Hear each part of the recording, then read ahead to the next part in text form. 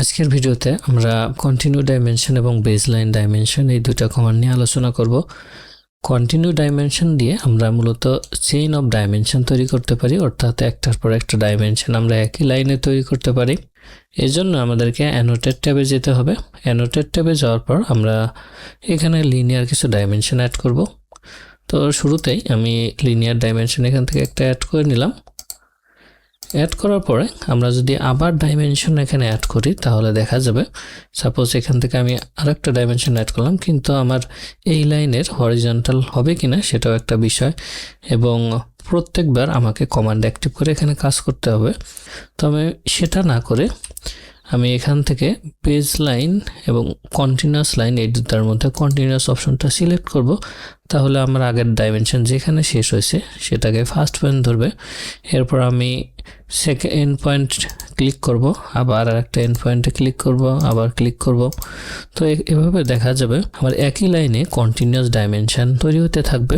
এরপর এন্টার চাপ দিলে আমার ডাইমেনশন কমান্ডটা শেষ হবে। এরপর ইএসসি চাপে বের হয়ে আসতে পারবো। তো এরকম আমার কন্টিনিউয়াস ডাইমেনশন অ্যাড করার দরকার হলে আমি এই কন্টিনিউয়াস কমান্ডটা খুব ইজিলি ইউজ করতে পারি। এরপর আবার আমি আমার ডাইমেনশন কমান্ডটা এখান থেকে অ্যাক্টিভ করলাম। অ্যাক্টিভ করার পরে আমি ভার্টিক্যাল লাইনের উপর ডাইমেনশনটা এখানে রাখলাম। এরপর আমি এখানে এসে কন্টিনিউয়াসের পরিবর্তে এরপর বেস লাইন সিলেক্ট করব। তাহলে দেখা যাচ্ছে আমার যে ফার্স্ট পয়েন্ট ছিল সেই ফার্স্ট পয়েন্ট হিসেবেই ধরছে।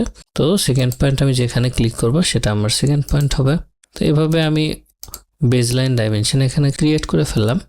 তো কিন্তু দেখা যাচ্ছে আমার এই লাইনগুলোর মাঝে খুবই ডিস্টেন্স কম। তো এই ডিস্টেন্সটা আমি সেট করব। সেট করার জন্য আমাদের ডাইমেনশন যে লেয়ার আছে সেখানে যেতে হবে।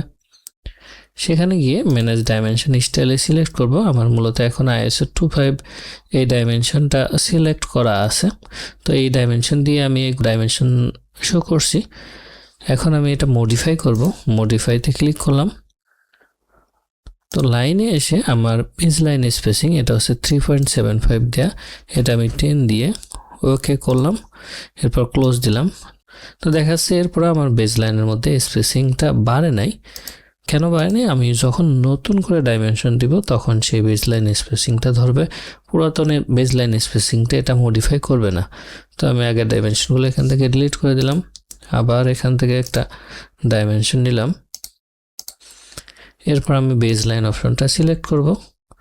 তো আবার এখানে second point, third point, fourth point এভাবে ক্লিক করলাম। তো দেখা যাচ্ছে আমার আগের যে স্পেসিংটা ছিল সেখান থেকে স্পেসিং কিছুটা বাড়ছে, অর্থাৎ বেস লাইন স্পেসিং যেটা আমি দিছিলাম এখানে সেটাই ধরছে। তো এইভাবে আমি কন্টিনিউয়াস এবং বেস লাইন দুইটা ডাইমেনশন ব্যবহার করতে পারি। মূলত এগুলো আমাদের কাজকে খুব দ্রুত করে। ছোট টিউটোরিয়াল হলেও খুব গুরুত্বপূর্ণ দুইটা কমান্ড আজকে শিখলাম। আশা করি ভালোভাবে প্র্যাকটিস করবেন। পরবর্তী পর্বে আবার আপনাদের সাথে কথা হবে। সে পর্যন্ত ভালো থাকবেন সবাই। ধন্যবাদ সবাইকে।